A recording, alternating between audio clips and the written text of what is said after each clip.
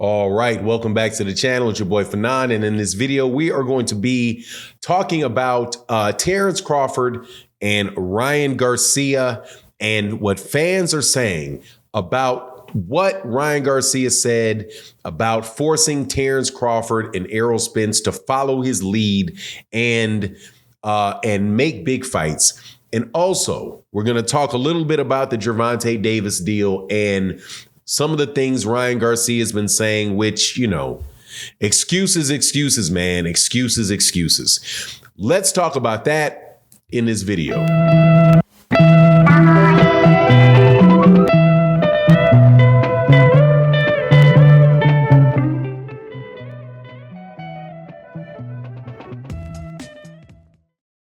All right, welcome back to the channel. It's your boy Fanon, and in this video, we are going to be in the 135-pound and 140-pound division at the same time, where Gervonta Tank Davis will be fighting Ryan Garcia in the biggest fight that we know of this year, probably the biggest fight that we've seen in the last several years or many years, could be, in Las Vegas on April 22nd.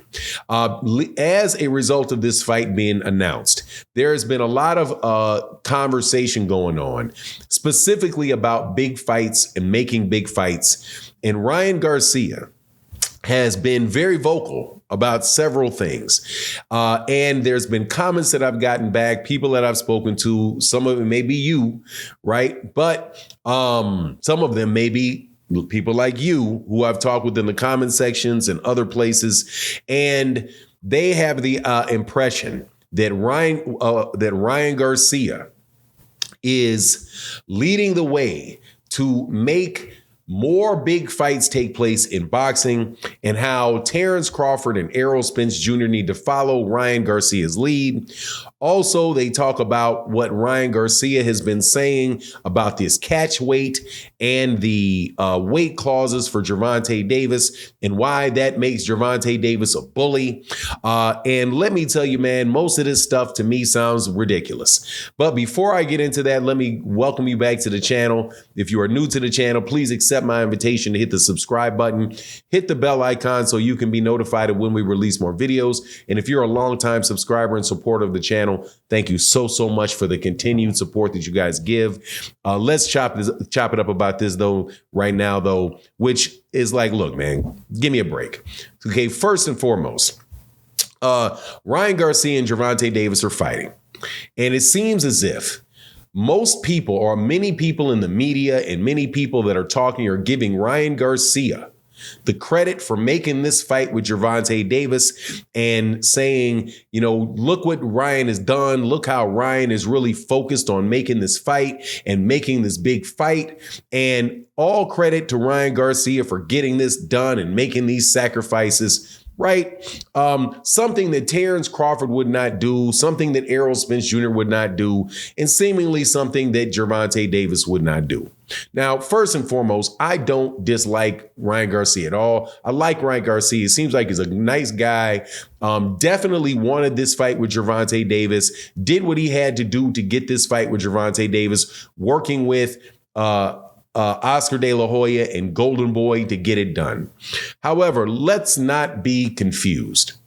First and foremost, Gervonta Davis had absolutely as much to do, if not more to do, with making this fight than Ryan Garcia did, because it is Gervonta Davis is the one that actually, once again, sold the pay-per-views, sold out the stadiums, developed the fan backing, the base, in order to make this a big fight.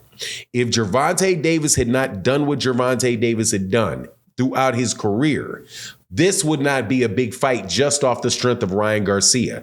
Ryan Garcia is the B-side to this. Also, Gervonta Tank Davis has been trying to make this fight for as long as Ryan has.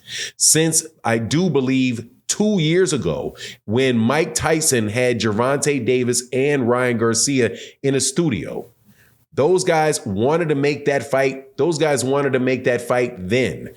I do believe they may have, either Gervonta was in the room or they got Gervonta on the phone, something like that. But Leonard Ellerbe himself was pushing to try to make that fight and just at times said, yeah, okay, we just don't think Oscar De La Hoya wanted it, because Oscar De La Hoya didn't want it. And why didn't Oscar De La Hoya want it 2 years ago? Because Ryan Garcia is green. Ryan Garcia is still green. But regardless, when it takes two people to make a fight, right?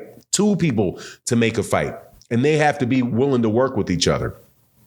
As far as the Terence Crawford part and the Errol Spence Jr. fight, look, man, I don't know what I can say about Terence Crawford. However, I'm going to guarantee you this. He's not going to be led by example of Ryan Garcia.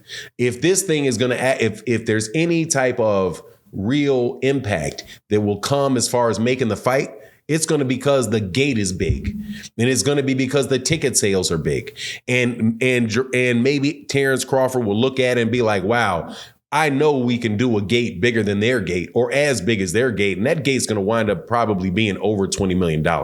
It's going to be a very, very, very big gate.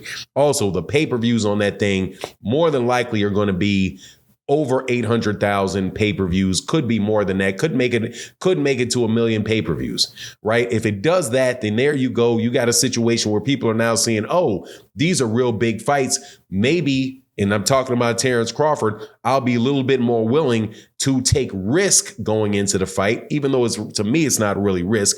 But the whole idea of how much money you're going to get up front and all of that may actually get settled in the mind of Terence Crawford. But again, that will be a result of a changing in the environment where people say, okay, well, we can make these big mega fights. Okay. And then they go do that. But again, that is a result of Gervonta Davis and Ryan Garcia fighting one another, but it's not Ryan Garcia leading Terence Crawford. It's just, that's my impression on it. The last thing that I want to say is I'm just going to address real fast this catch weight and rehydration clause. This is a fight that is at 135 pounds. Gervonta Davis is a 135 pounder. Ryan Garcia is a 135 pounder, period. Ryan Garcia has yet to fight anybody at 140 that is a 140 pound fighter. He has fought lightweights and allowed himself to weigh in at 140. He is not campaigning at 140 pounds. And so the way that I see it, and reasonable people can see the same thing and draw a different conclusion. So I'm just telling you what my point of view is. That is a fight where Gervonta Davis is allowing Ryan Garcia to come in a pound over. And so that is something that Gervonta Davis gave to Ryan Garcia. It is not a case of Gervonta Davis trying to drain Ryan Garcia down from 140, because when the conversations for the fight started 2 years ago, Ryan Garcia was fighting at 135 pounds. If Ryan leaves the weight class, he can't demand Gervonta leave the weight class to go follow him.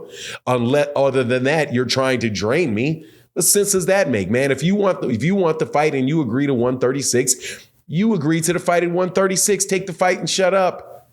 As far as the rehydration clause goes and all of that, hey, man, I can understand why somebody would say, hey, man, I want to weigh in as much as I can weigh in during the fight. That's reasonable. But if you've accepted it and you're going into the fight, what are you using that as a talking point for? Oh, yeah, I see that why are you trying to weight drain me? What difference does that make, man? You agreed to it. You say you're going to beat the dude. You turn around and say that you usually just walk in at 148 anyway. So what's the big deal? So, Ryan, what's the big deal at the end? But now I understand why he may not want that, right? But again, you have a guy that is a 135 pounder, really has fought at 130, and you're a guy that is fighting at 140 and could probably be fighting at 147. Saying, look, man, I don't want to get in there with I don't want to get in there with a middleweight, right? Because actually 146 pounds is a welterweight. I don't want to get in there with a junior middleweight on fight night. Sorry. Yeah, there's weight classes for a reason. And if you're allowed to get to 154, 160, yeah, that's an advantage that you have over a guy that is 5'5", probably walks, if he's not overweight, walking around at 145 pounds. But anyway, that's my take on the matter. You let me know what you think in the comment section. And with that, I'm out. Deuces.